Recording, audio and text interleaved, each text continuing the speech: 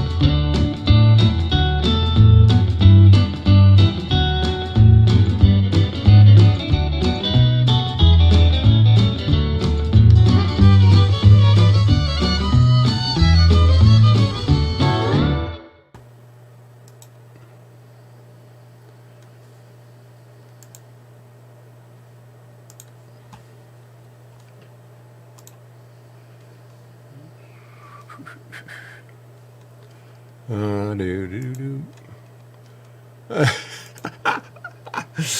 There. I get that off the screen, and then I'm here. Folks, I grew up with a rotary phone, so if I can get this to working, the countdown timer didn't work, oh well. We're all here anyway, and we're going to have a good night tonight. The idea is to keep this light, so you found out right away that it's going to be very light. So anyway, I'm Elwin, and we're going to be hosting this show tonight. I got a couple of coffee. I'll have them all gone by the time I get going here. So anyway, just want to get some logistics out of the way here before we get going with our guest. So this topic was derived from one of the videos that we did last week, I think, or the week before. It was about what's in your safety kit. And we talked about survival up in the country. So we thought that was a good idea to actually talk about that for a bit. And then I was watching one of the shows that I tune into lots.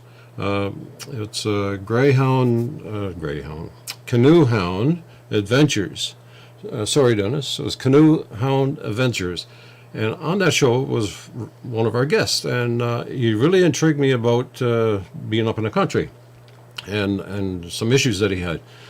So this is being broadcast now on live on 3 or 4 different channels, a couple of YouTube channels and a couple of Facebook channels. So if wherever you're watching, you can comment or chat, and it should come up on our list here. And we'll read it. If there's a good question, we'll give it to the to our team, and we'll have a discussion about it. So one of the things what I'll do first is I'll bring up the guys from Ride the Rock Adventures, and we'll have a little discussion. And then I got 3 guests. Very fortunate to have the 3 of them, and I'll bring them on, and we'll have a good evening. On the Ride the Rock site now, I think there's 6,300, and boy, we're getting close to 6,400 people on that site now. So there's lots of interest. And for those that are not tuning in live and you're seeing this as a rerun or on YouTube, still put your comments in. There's a prize going to be drawn next week for this week's show, or 2 weeks' time for this week's show. And the guys that put their comments in from the previous show will get an opportunity. We're going to do a draw tonight. I'll let Corey talk, or not Corey, but I'll let Jeffrey talk all about that.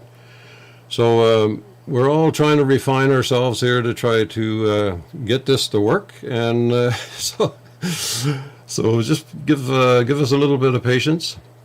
And look now, the boys are in the green room reading their scripts and polishing up and putting lipstick on, all that kind of stuff. So I'm going to bring them up here now. Here's Jeffrey. Hi guys, Jeffrey here, And- Ride the Rock and- Adventures. And here's Everett. So Hi guys. that's the three boys that are running the Ride the Rock Adventures, and I kind of pushed my way in there. So, Carol, you're a little bit dark, but not too bad. So, you all have something to say? You want to? Actually, you guys, have you took any trips up the country with all this snow that we got, or what was your week like? Or a couple of weeks? Don't get time to go skidooing when you got to work, eh? Yeah, and I think Jeffrey is still saving up for a skidoo or a sled anyway. So Yeah, that's right. That's right. Yeah. No, I don't currently own one, but you never know. Before we get into it too far Yeah. now, 8 o'clock, I'm going to sign off. sure, that's fine. I think a couple of more might want to do the same. Yeah, a I little gotta- bit anyway. So I gotta go after you. yeah, yeah. So anyway, so things are good. We're having lots of fun with the snow on the island part. Anyway, I think Labrador is getting a little bit now. So. Yes. But I went out and shoveled the driveway 2 or 3 times, and oh my goodness, I got a little side-by-side with a plow on it, and I tell you, that thing worked. The snow was really heavy too, right? So, Yes, it was hard pushing. We got some muffle happening there a little bit. I need to put Carl's mic there. It's really close to his mouth. Okay? Oh, yeah. There you go. Look, you folks, you see all of us are ages, so we're not, Yeah. like 25-year-olds who are tech savvy, but we can make this work. So, Yeah, so. the snow was really heavy, eh? Oh yes, yeah, for sure. Sure. Since I come home So now, the 3 guests that we got here, what? Sorry. Yeah. yeah, since I come home, I've been on my roof, shoveled roof off, snow off roof of my house. So, Oh yeah. I got to get it done. I Yeah. don't want no leaks, eh? Like some No, fellas that's I for know. sure. Jeffrey, I'm talking about. Somebody here had Yeah, leaks, yeah. did they? I got Cool. a bad looting situation on the go here tonight. Yeah, you got a lot of stuff going on in the background there, but Yeah. oh Yeah, well, I see so it be now. it. Eh?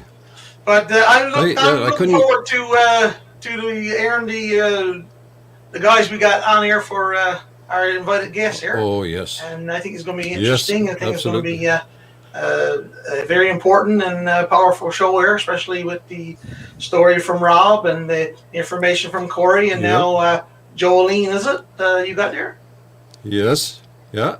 So I'll bring them all on here now. So everybody, Yes. I suppose Rob is there practicing his lines and combing his hair, and Everett got his hair already combed. Corey is here. Well done, boy. Hey guys.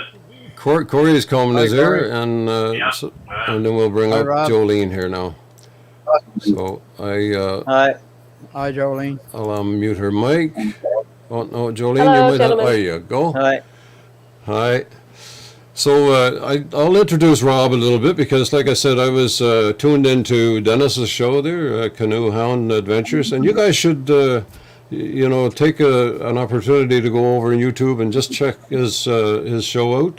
He has lots of interesting guests on, and I was listening to Rob's story about he went up in the country, and I'll let Rob tell the story, but I talked about a week ago about what I had in my tool pouch or my pouch for going up in the country, and one of the things that he had with him that I totally missed. I didn't have it in there, and the other day we were heading up in the country, and my wife said, "We got to make sure we got that," based on what we heard from Rob. So, and that's the whole point of this whole thing here is to talk about going out in the country, and I asked Jolene to come on too.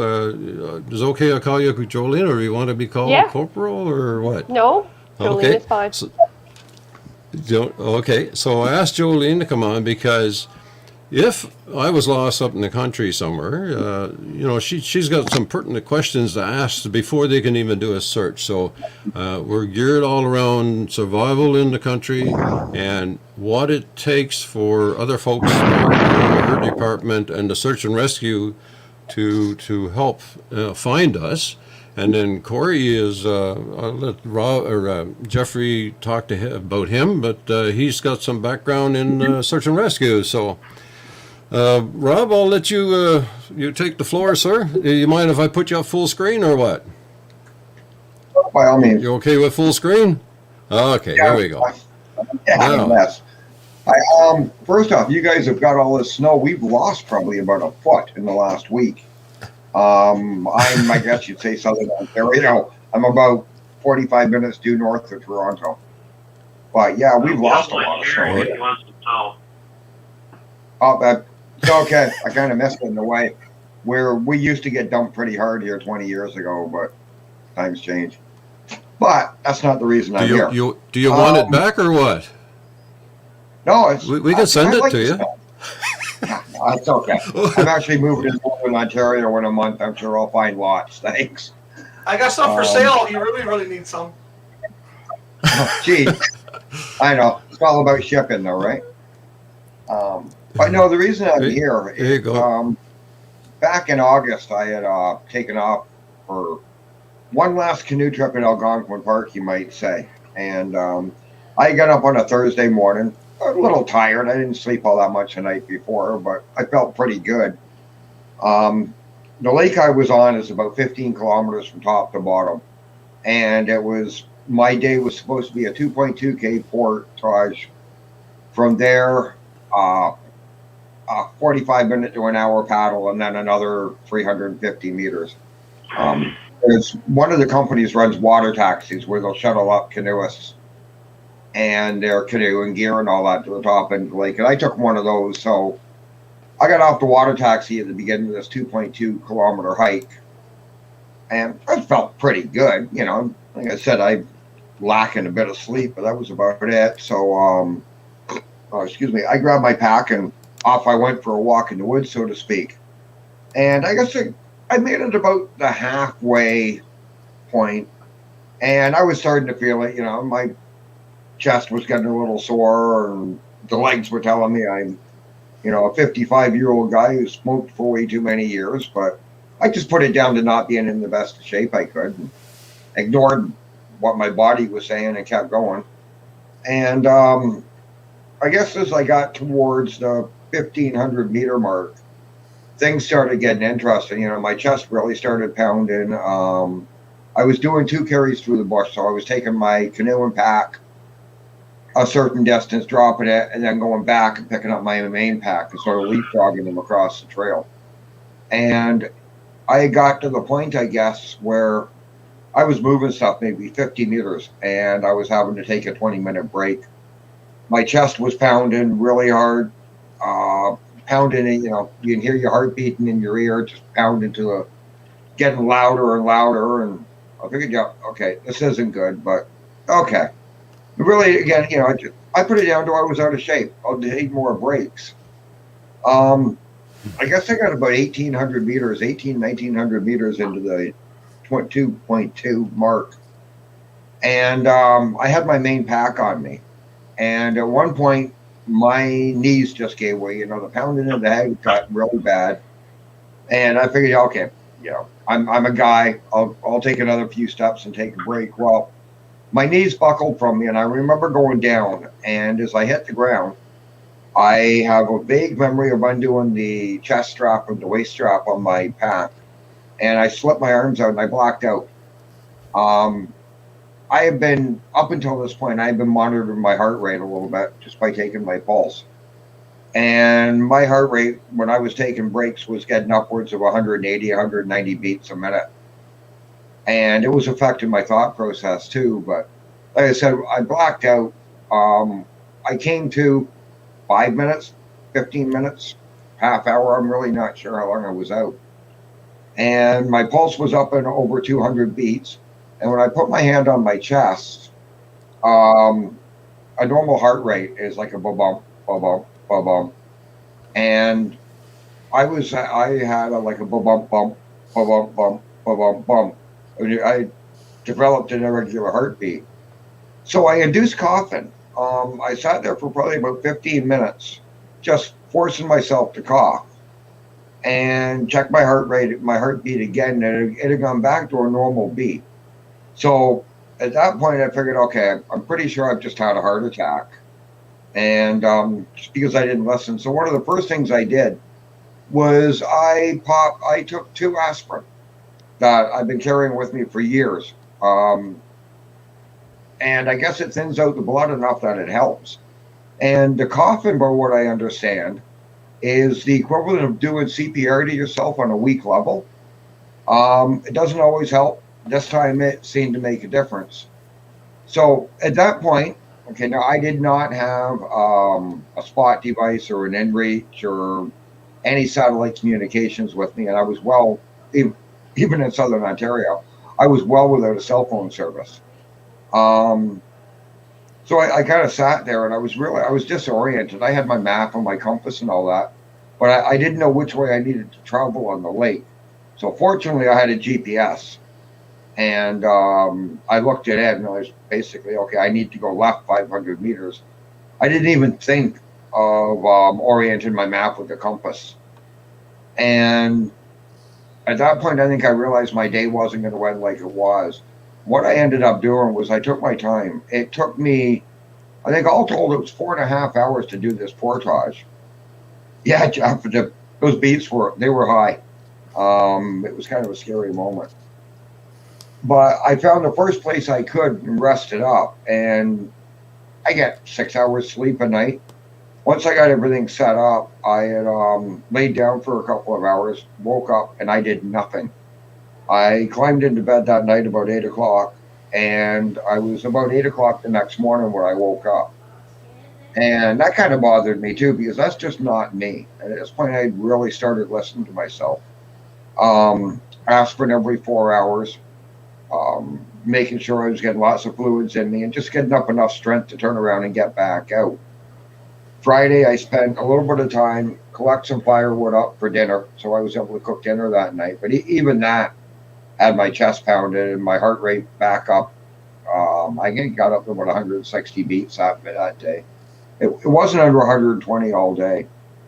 So I took it easy, looked after myself. Saturday morning, I got up and I started weighing the weather and figured, well, if this takes me all day to get back out to a main lake where I can get help, so be it.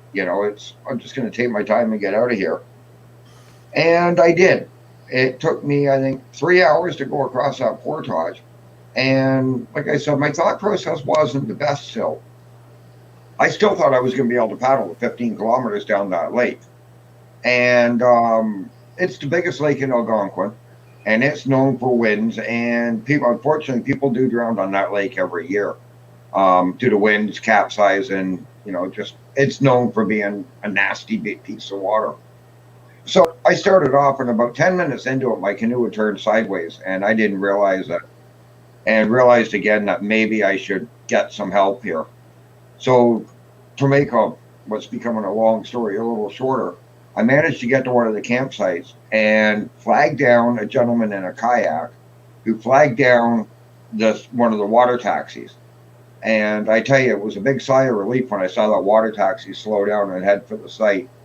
And even more, when it got there, I found out that there happened to be an ER doctor from Southern Ontario and his wife on the taxi. And he looked after things.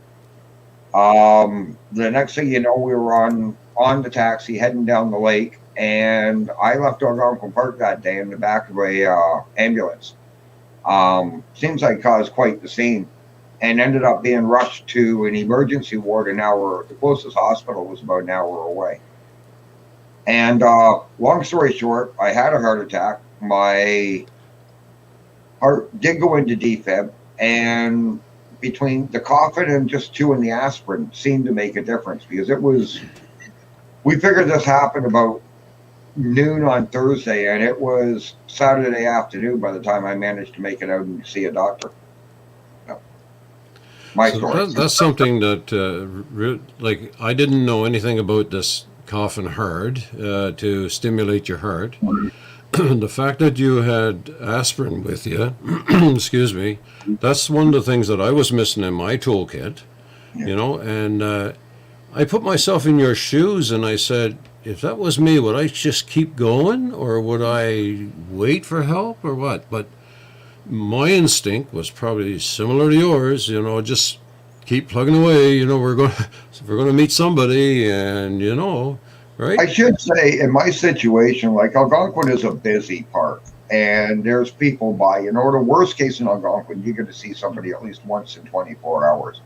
Where I was, there was other people on the lake, and you know, through a whistle or a big fire or whatever, you know, I probably could have got a hold of somebody if things had gone dramatically worse. But I got lucky. But I bet you felt that, you know, you were good enough to just keep plugging away, right? Well, yeah, I figured, you know, at the time when it happened, first I was a little hard on myself for just not listening to my body. I should know better. And then it's like it's like the husband and wife scenario when you're driving through town and you're looking for a place, right? The missus says, "Stop the car and ask for directions." But you know, the man would, no, I know where I'm going until you don't know where you're going. Yeah. Right? Not that I know firsthand. What do you mean? There's no, yeah, been there, but yeah, pretty much. You know, I just at that point it was more, what do I need to do to look after myself? And that was just find somewhere to set up a tent and somewhere I could lay down, get some sleep, eat, drink. You know, eat as much food as I could so I didn't have to carry it back out. But like I said, I don't scare easy. That one scared me. But Yeah, you know. Listen to your body. Nice job of getting out of it. Yeah, thank you. Yeah. I'm a solo guy. Good. So I've got some pretty good wilderness first aid and years back, some little bit more first aid training, but I don't know. My story. Yeah. So, yeah, no, I think there's a lot probably watching this or probably thinking the same thing that, you know, I got some experience, I can make it happen, and I'll get out of this, you know, and so a question that comes to my mind, and I'm guilty of this. Did you tell anybody where you were actually going when you left to go, or did anybody know your map? Yeah, one thing did? I'm really good for, and like I said, I'm a solo guy. I do all this by myself. So my wife normally has what I call a flight plan. Where I'm going, where I'm expected to be each day, when I'm expected to be out, how long before you panic. You know, like give me a couple of days just in case weather, what have you. But yeah, I'm just one I think Jolene is nodding her head. I think she might have something to want to say something here. So, Jolene, if you want to comment on this this scenario. Oh, I sorry. She had her mic, and I. Good. Okay. Yep. Yeah, no, Go it's ahead. definitely a good thing to always make sure somebody knows of what your destination is. It's also hugely important to give them an expected time of arrival, like you mentioned. I'm not sure that I'd stick a couple of days grace if it was me. I think I'd want to be checked on before that. But I mean, to each their own. It does help us hugely if we have an idea of where you were headed when you were last seen and when you're expected to be back. Yeah. So, Jolene, when someone comes to you and say, you know, let's say me, Elwyn is lost up in the country somewhere, you know, what are some of the things that go through you to say that, okay, where do we start? Like, basically. Yeah, definitely. There are things we want to ask questions before we, send the choppers and everything else. We really need to do some fact finding to see what we're dealing with. We consider the time of day. We consider the weather as factors, right? Is it in the middle of a day and the temperatures are nice and mild, or is it, into the nighttime hours and the temperatures are cold? We would ask, how a person was dressed, what provisions, what clothing they were wearing. We would ask things like if they have any medical issues or health conditions that we should be aware of, and if they have their medications that they would need with them during the trip. We would also look at things like again, their destination, the route of travel, if known. That's huge. If we have a starting point, that's completely helpful. If you're left and nobody knows where you are or where you were even headed, well, it's like searching for a needle in a haystack. Essentially, we have nowhere to go other than everywhere, which is a big search. We'd also look to see if a person was carrying any sort of communication device, so whether that be a cell phone, a satellite phone, a spot device, or something of the like. Is there a way that we can reach you and communicate with you? And we'd also like to know how familiar you are with the area, how familiar you are with the outdoors. Are you able to look after yourself if you do get yourself in that kind of situation where you've been displaced or lost?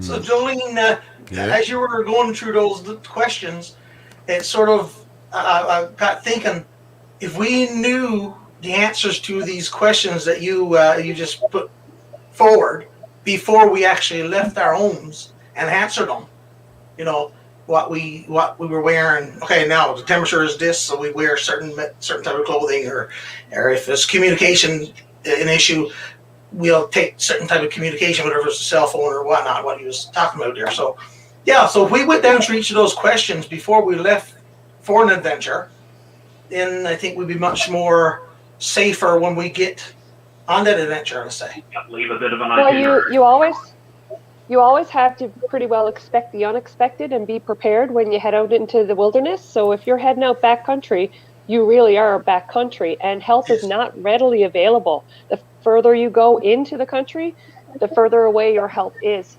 So really being prepared, you'll never be sorry for being prepared.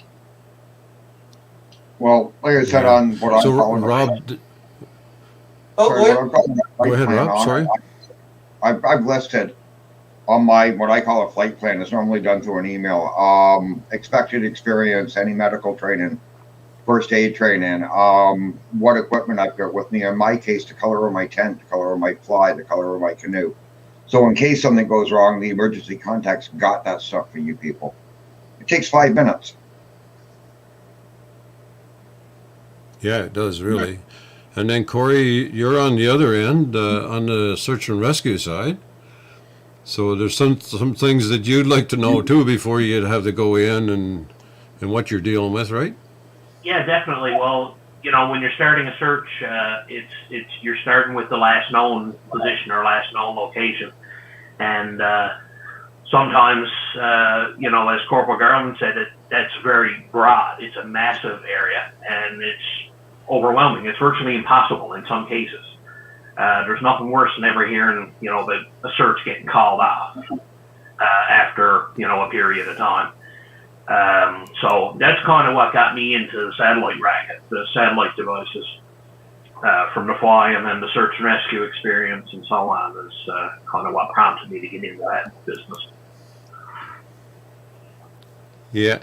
So, Rob, you had some extra clothes and that with you, right? Like for just in case you got wet and fell in, or... Well, in my case, it was a 6-day canoe trip, so I had a complete change of dry clothes, dry bagged, and all that. Like I was gone, and I always take an extra 24 hours of stuff, if you will, just in case, because it's not hard to get windbound on the side of a lake, or I got snowed in the winter for that matter too. I do a little bit of winter camping too, so.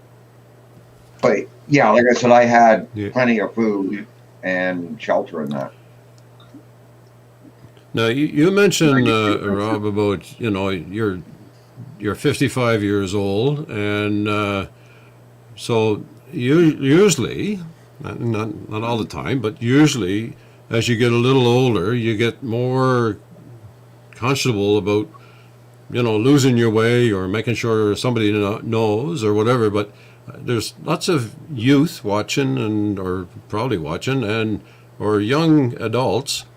And, of course, we were all there, and there's nothing going to go wrong with me. I mean, like I said, I told a story before. I went up in the country, and, boy, I had come pretty close to not even coming back. But there was nothing ever going to happen to me. I mean, I'm young, and I'm strong, and I could walk for miles and blah, blah, blah. But I think as we get a little older, too, you get more sensitive of losing your way or making sure people know and that kind of stuff, right? Well, yeah, of course you do. Like I said, I'm 55. I worked in a sheet metal factory for the last 10 years, fairly physical job. I'm fairly active in my hobbies. But the last thing I saw coming was a heart attack. I wouldn't have left the house. But yeah, be prepared for anything.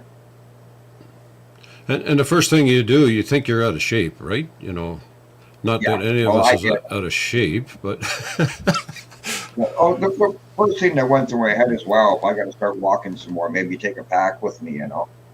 I didn't think I never saw this coming.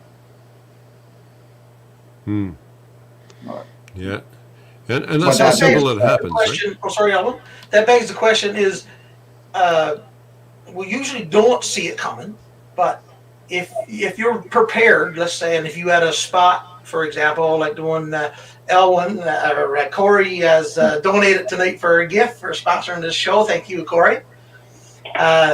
Would you? There you go, Spot Gentry. He's donating actually as a sponsoring this show tonight, so I want to give Corey a big thank you. And the question is, would we even use it? I mean, like the scenario before I said about you wouldn't stop to ask for directions because you're a man and you can get there yourself type deal. We normally wait till it's a fully developed crisis before we ask for help, right? Especially males.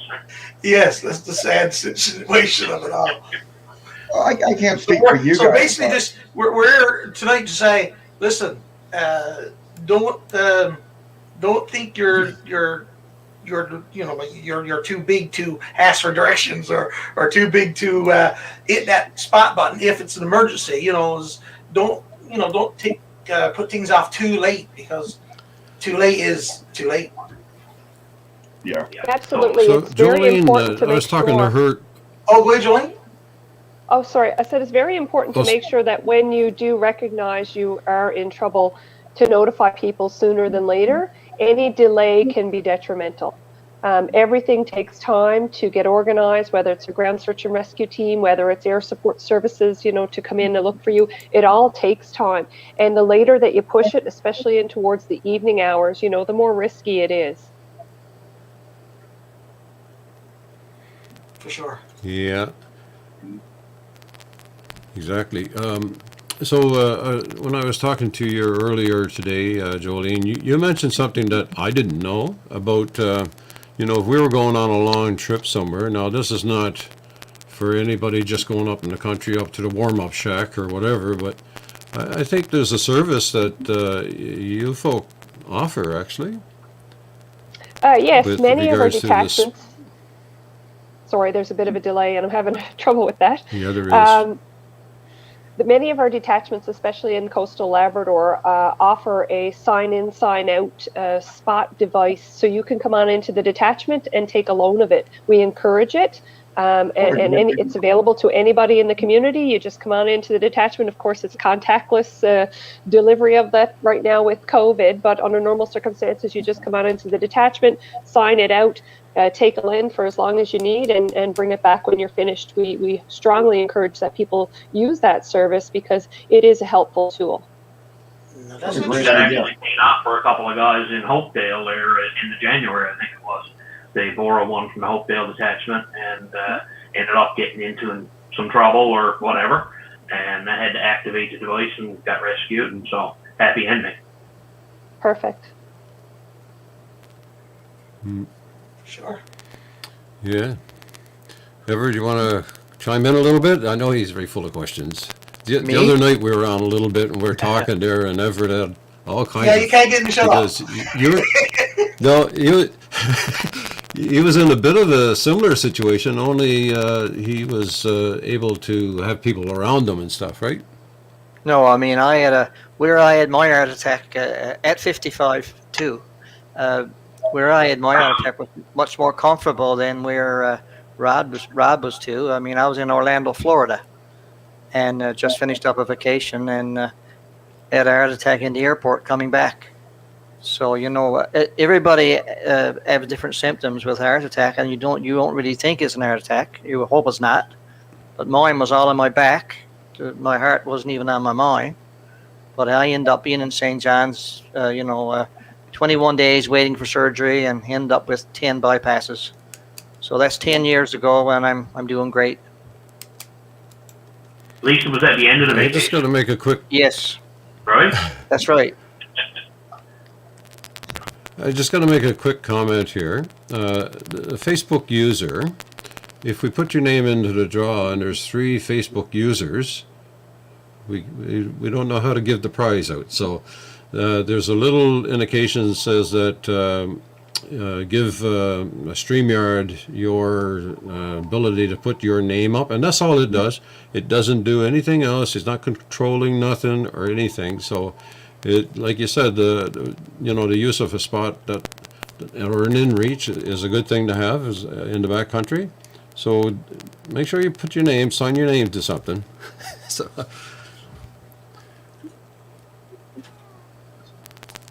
oh, that was Chad there then that put the in-reach. This one here is the one I was talking about, Facebook user. It's a great service to allow people to borrow. Yeah, it is. I didn't know anything about that either. So that's what I was talking about. And then I'll put Chad back up here again. So Is that only available? Is that only available like so many locations, or across the province, or that where you can go? I don't believe.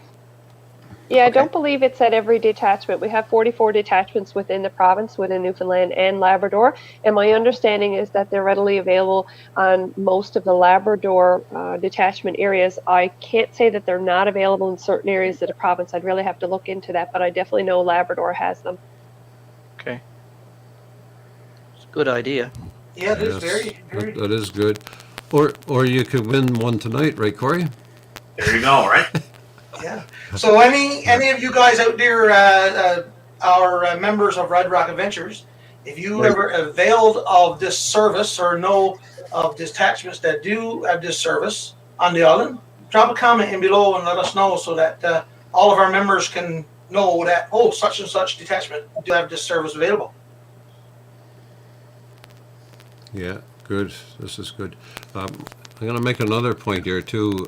In a few minutes, I'm going to put a link up, and if you want to come in and tell us your story about working out in the backcountry and something came pretty close, I'll allow you to come on stream with us, and you can tell your story. So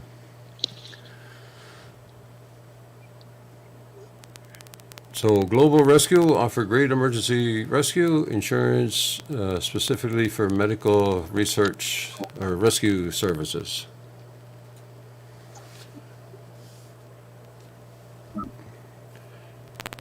Cool. So I think, Elwyn, you were talking about, you mentioned to me earlier about things that could make our job easier if a person is Yes. misplaced or lost. So if you're okay with that, I'll speak a couple of points on that, which would be helpful. Awesome. So basically, again, we can't stress how crucial it is if we have a starting point for that search for our ground search and rescue teams and our officers to head out to. That's a huge benefit, a huge help to us. So if you know where you're heading, please communicate that to a family, a friend, a loved one, somebody who's going to check on you, and give them an expected time that you'll be back. That gives us a chance to decide whether, you're lost yet or not lost yet, depending on where you're supposed to be heading. We can kind of track it to a time frame that we would expect. Okay, well, if they were heading here, then, they may have just arrived or that sort of thing. So knowing that information is crucial and important to us. It helps us, as well as if you have a approximate location to where you think you are. So whether you had suffered mechanical issues with your snowmobile or your ATV, or it broke down or got it stuck, etc. If you've got an approximate area that in mind of where you think you are, then you need to stay exactly where you said you were. So if you're able to communicate with us and get that vital information out to where you are currently right now, then you need to stay there.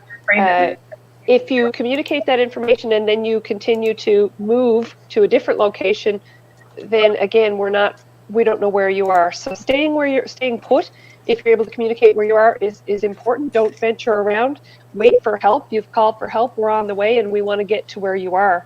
Another thing that would be helpful to us is bright colored clothing. I know one of the other gentlemen mentioned about the tent color and different things like that. So if you can wear or have available something that would be bright and quite visible, I know a lot of people tend to wear black when they're snowmobiling or the like, but bright colors are very helpful when we're searching for you, whether it be over ground or certainly in the air. Something bright in color would be easy to see. And again, if you have a communication device with you, then please be conservative with that.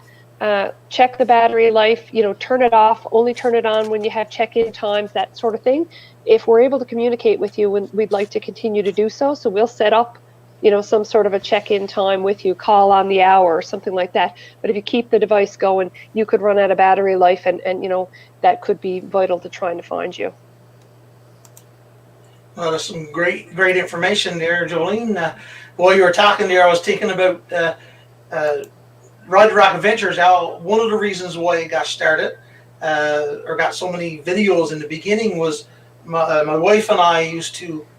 Well, we traveled the island quite frequently on side by side, and we always had a cell phone with us with a booster.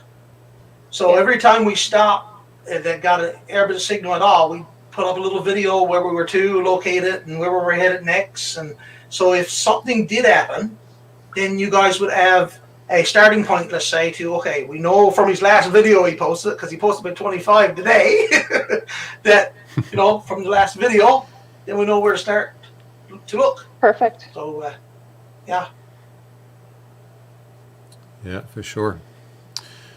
Okay. I got to make some time here for the ad because it's sponsor time, and I'm going to run that here.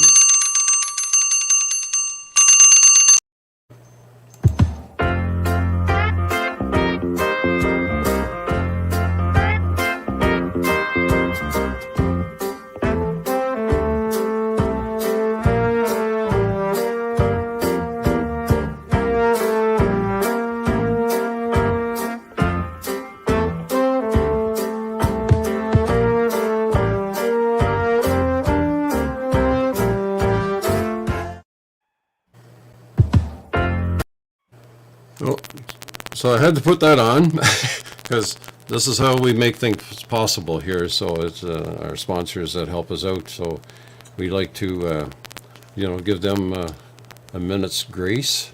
Yes. So it's been a very good discussion. Oh.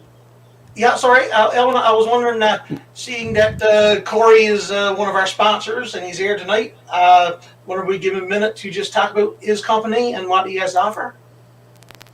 Yeah, I certainly can. I'll put you full screen there, Corey. Alrighty, thanks. So yeah, I've been in the satellite business since 2008, and sell the Spot, Me and Reach, and the Zoleo lines currently. I think probably the most common misconception about sat devices is that they're expensive, and they were. I mean, it was only a few years ago that you had a satellite phone that was the size of a small car and it was about the same price. But that's changed a lot. Like, devices are, there's lots out there less than $200, and they're fairly reasonable to operate as far as subscription costs go. Honestly, there's not, if you're spending any amount of time outside of cell service, there's no reason not to really have one, with the price of them. So, as you guys mentioned there, I got a little bit of search and rescue experience. I was with the Civil Air Search and Rescue Association here in Gander for a few years. And, we did a lot of searches and stuff and a lot of training. And you always think when you're in the middle of something that, geez, there got to be a better way than this. And, as Corporal Garland was saying there, you're starting with your last known location, and lots of times that's very broad, especially if someone's gone on a multi-day trip. So they're not overdue. They might have went missing, or they might have had an accident or an incident 10 minutes in, but no one went searching until 3-4 days later. So that's a big thing, to be able to call for help. And I got a couple of little stories there that I can tell you. we had one search in particular was a small airplane, float plane, went missing, and it was almost the ideal search. It was a short trip. We knew exactly where he was going, straight line from here to there, 15-minute flight, what have you. Emergency locator, transmitter, ELT on board. So, really should have been pretty simple. But as it turned out, the airplane was upside down. Pilot was all right. I'll say that ahead of time, so that no one's thinking that he's there in bad shape or anything. But he was fine, got himself out, so on. And we went looking for him. And the airplane was upside down with the ELT antenna stuck down in the bag, so that wasn't all that helpful. Fly around and try and home in on that signal, and you had to be within a few miles of the airplane to hear it. So we're trying to home in. Eventually, saw smoke, which that's either really good or really bad. In this case, it turned out to be really good. He had lit himself a fire and helped us locate him and so on. So that was almost the ideal search, but yet it still took several hours for him to get rescued and get out of there. So, with some kind of a device, some kind of communication, it would have expedited that. It ended up not being an issue because he wasn't injured or anything. But if he had been, every second counts. So it certainly would have helped with that one. Another situation that we had was kind of the opposite of that. Was I was operating an air charter service at the time. We had a couple of small float planes ourselves, and one of those was being flown from Goose Bay to Gander, just the pilot on board, and he, it's been a 4-hour flight, so he left Goose. He had VHF radio, which is give you communication pretty much all the way along at altitude, emphasis on at altitude. And he also had an ELT on board, so he's flying along there, got into some weather, as you would expect on the Labrador sides of the Straits there. It happens from time to time. And he, decided the prudent thing to do was land and wait the weather out. Brilliant idea. He radioed, I believe it was flight services or what have you, notified them, closed the flight plan, asked that they notify us at home base, which they in turn did, so that put us at ease not to expect them and so forth. So he did exactly what he should have done, and so we're sitting here again, or waiting, and I'm checking the weather. There's no weather stations, of course, right where he is. The weather, as close as I can get to where he is, and it looks like it's improving. And wait a little while, it's improving some more, and it actually looked pretty nice from what I was seeing, but still no sign of him. So starting to get a little concerned, but technically he's not overdue, so we're not going to call out helicopters at this point. So as it's approaching dark, I thought, I'd really like to know what's going on. So we geared up one of the other airplanes, which didn't have floats, so we knew we couldn't land where he was, but thought we'd fly around the area, see if we could see him or what have you. So myself and the buddy hopped in the airplane, off we went. Took a couple hours or so to get to where he was. And once we got there, we realized why he wasn't airborne, because the weather was still crap. So, we flew around the area, around the weather, hoping that he'd hear us, call us on the radio, and have a chat, and so on. He never did hear us. I guess probably his fire was crackling too loud or something, where he's cozy there. But in any case, we flew back again, or we were at least content that why he hadn't flown home. So, in the end, we had wasted 6 hours flying, put ourselves, we were safe, but we were in a place that there was no need to be. We were coming on dark, crappy weather, and we just didn't need to be there. And he was fine. He was perfectly fine. So In essence, we almost did really like an unnecessary search. We went looking for someone that wasn't missing. So that's another. But you really, Corey, you really don't know though, right? Really, you can't take a you chance. can take a chance and not go. Yeah. Hey. Exactly. But at the same time, yeah. You got to have Exactly, yeah. communication. Key. Yeah, it's pretty important. So when the spot came along, it was kind of a no-brainer for our racket. I mean, if I had it a few years earlier, I might still have hair. So certainly a big benefit for that racket for sure. And it takes the search at a search and rescue. I mean, and if you're out somewhere and you are in desperate need of rescue, you don't want someone spending days looking in the wrong area. You want them picking you up right yesterday. Yeah, exactly. Cool. Thank you, Corey. That's all I good got some stuff. more Yeah, information all there. good. Let everyone else have their talk there, and we have a bit of chat about it. But I can provide a bit more information about the devices themselves and what does what kind of pricing and so on, so everyone knows what's available. So, Corey, what you should do now once this is over is put your, if you want, now you can put your business email in the comments section below, Yeah, sure and thing. that way people can reach you there if you got any questions on the system. Yeah, no, I mean, ask away too. The only stupid question is the one not asked. So, I mean, if anyone got a question, ask away. Yeah, and if you know what our email address is, and we'll pass it on to Corey. If you don't know what his is, but you'll put it up here on the screen here shortly. So, well, this has been good. Anybody else got a comment or two? Boy, you're pretty quiet tonight. The other night, I tell you, the other night we were here and it was going nuts. Yeah. I just want to thank Corey and Rob and Jolene there for coming on tonight. It's been awesome, great information, Yes. some great tips for everyone out there. And just to remind everyone, under the video, during and after the show, you can continue to comment, and your name will go in for a draw for that Generation 3 spot that Corey has graciously donated to the group.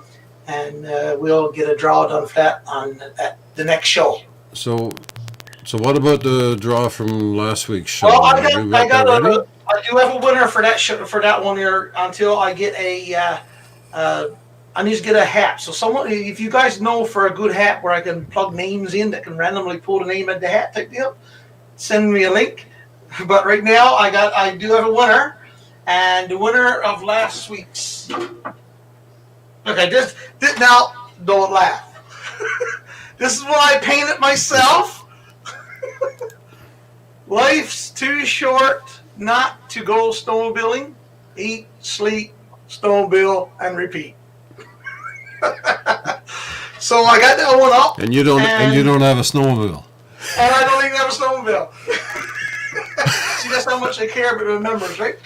Actually, that's the second one I've given away. I give one away a little while ago on the trails itself for someone that actually had one of our logo stickers on their bike. So the first person I came across on the trail with one of our Ride the Rock Adventure logo stickers got that particular sign. But this one, the winner on this sign is none other than Mr. Kyle Noseworthy, and he is a very popular guy in these parts. He put quite a few comments on the show on our last week's show. So I thought he would be the right person, the perfect person to get this little prize, as he was the majority commenter on our show last week. And so congratulations to Kyle Noseworthy. I just want to tell you, you got 48 hours to claim your prize, or we'll throw it back in the pot and give away again. So that's good. Congratulations, Kyle. And he's nice. What has he got there? Thanks. There you go. So I'm going to let you know now what we got coming up. I'll put myself full screen here for a second. And get rid of that. And so, coming up shows on the 17th there, we got 3 snowmobile clubs that's going to come on.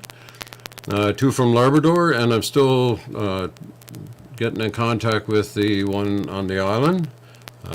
So we should have 3 snowmobile clubs here, and we'll get them to talk about their club and the trails system that they have, maybe some of the challenges they have as a club, and we'll bring them on. And then on the 31st, we're going to have a member of the Newfoundland Trailways, the Canadian Trail Federation, the Labrador Winter Trails, and the Newfoundland Snowmobile Association. So I got some emails sent out to them. So on the 31st, we're going to get all the 3 top organizations together, and we'll have some discussions on some of that. So that's the upcoming shows. And if you got some ideas about what you'd like to see, we're all ears for to move this forward. We still got lots of stuff in the queue that we're thinking about. So we'll definitely and it's for you guys. It's an interactive talk show. We're not no experts in trying to get this going, but I think it's a good thing to bring along here with everybody. So, and on that Ride the Rock Facebook page, from all over, all the clubs, anything that's pertinent. I think I read it today that in one of the lakes in Labrador, there was a notice put out that it was soft, and there's been some sleds that went over it, and I guess they broke through, but it's only the snow that's covering the water there. So all kinds of helpful information and tips. Yeah. So, Alvin, we're getting close to the 8 o'clock mark. So I'm just wondering if each of our guests would want to just have a couple closing remarks. And, we can start off with Corey, and then Jolene, and Rob, and then Everett and Carl. Well, thanks again for having me there, guys. And, I guess, like I said, it sounds like I'm pushing the satellite communication thing, but I've seen the benefit of it, and it's kind of threefold, really. You got the ability to call for help. The second thing is that help knows your exact location. The other thing is you're going to let people know if you don't need help. There's nothing worse than a big search for nothing. So, like I said, I've got some information there I can give you there when we're wrapping up about each of the devices there. Probably try and keep it down to a few minutes and let you know. And I do actually have a deal, an offer that I'll let you know at the end there. And the admins don't even know about this yet, so we'll see if we can help some people out with that are looking to acquire a device. Jolene? Right. Yeah, so thanks for including me as well. And, it's been a great opportunity for us to get some safety messages out to your listeners, and hopefully people have taken something from the things that I've said that are helpful to us when we come across a missing persons case, and just the whole preparedness piece. I mean, nobody thinks this will happen to them until it does. So each year, the RCMP in Newfoundland and Labrador respond to a large number of missing persons cases with all-terrain vehicles or snowmobiles. And fortunately, many of those end in success, but not all do. So, we're hoping that if you took anything from this evening, it would certainly be letting a person know where you're going, your destination, your expected time of arrival, the importance of promptly reporting that you're in trouble, the importance of having those provisions to tie you over, the importance of carrying your medications if you have an illness or a sickness, to have those things with you, the importance of knowing your own body, as you guys talked about, and knowing when you need help and when you're in trouble. Food provisions and like are so important. Communication devices, and again, like we mentioned, the program that we have in Labrador, take advantage of that. If you don't have the communication devices, you don't need to go without them in a lot of the areas. We'll lend them out to you gladly. And you know, we promote safe riding. Myself, we had two recent missing snowmobiler cases, one from last night and one from last week in Labrador, down in Natwashish. Luckily, those were, again, two positive searches. People were safely located, but in both cases, they were on a single snowmobile. One had ran out of gas and the other had a mechanical issue. So I can't stress enough, while there's nothing mandatory about it, it's really best, if at all possible, to travel with more than one snow machine or more than one all-terrain vehicle. If you run into an issue like running out of fuel or a mechanical issue, then at least you have a backup mechanism to get yourself safely out of the area you're into. So those are some tips that hopefully people will take into account. You know, again, traveling on your own is also, you know, comes with risks, because anybody can get their machine stuck. I have a snowmobile. I'm an avid snowmobiler. I love it. But you won't see me go by myself, because if I get myself stuck in the you know, in slob or slush or whatever, I mean, good luck for me to haul that machine out myself. So I know my capabilities and my limits, and I'll only travel in a crowd where there's more than one machine for sure. So hopefully people took something, you know, positive away from all this information tonight, and hopefully we have a lot less people, you know, in trouble this year. Please avoid the ponds. Somebody also mentioned about the weather. It's been so up and down this year with freezing and thawing and freezing and thawing. We might have a lot of snow in areas, and that's compounded on the top of the ponds, as you mentioned, but that doesn't mean the ice surface is safe. Yeah, Thanks, that's Jolene. all Rob? good points there.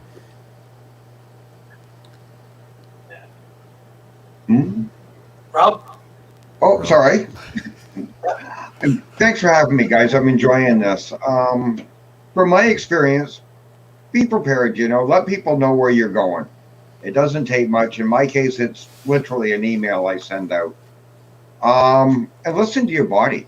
You know, there's no shame in calling for help or waving it down or asking for help along a trail or a path. But like I said, just listen to your body. It'll tell you a lot.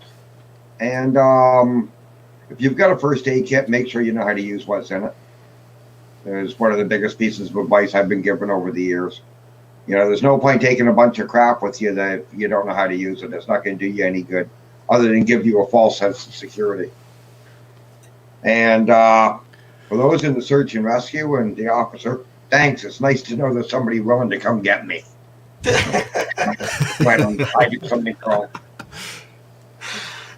Yeah. There you go. So Kyle put a question up there. Oh, you did, yes. Anybody want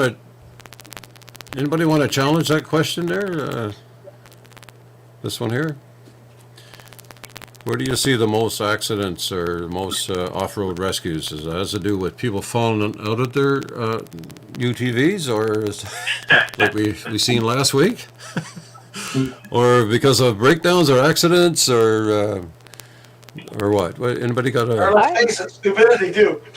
Yeah, I'm not sure that we can. I mean, it would have been interesting. I might have been able to find a bit more stats ahead of time if I knew this kind of question was coming to me. But I mean, we definitely have instances of mechanical issues that's not uncommon, running out of gas. But we also have issues in the backcountry where people have gone down over a ledge. You know, when you're traveling in the backcountry and all you see is white. Basically, you know, your depth perceptions, there's nothing but white. So we have had a fair number of people that have gotten seriously injured, you know, while traveling in the snow, not seeing, you know, the dip up ahead and actually unable to get themselves out of the wood or out of the country due to injuries. So that definitely happens as well. Yeah, good.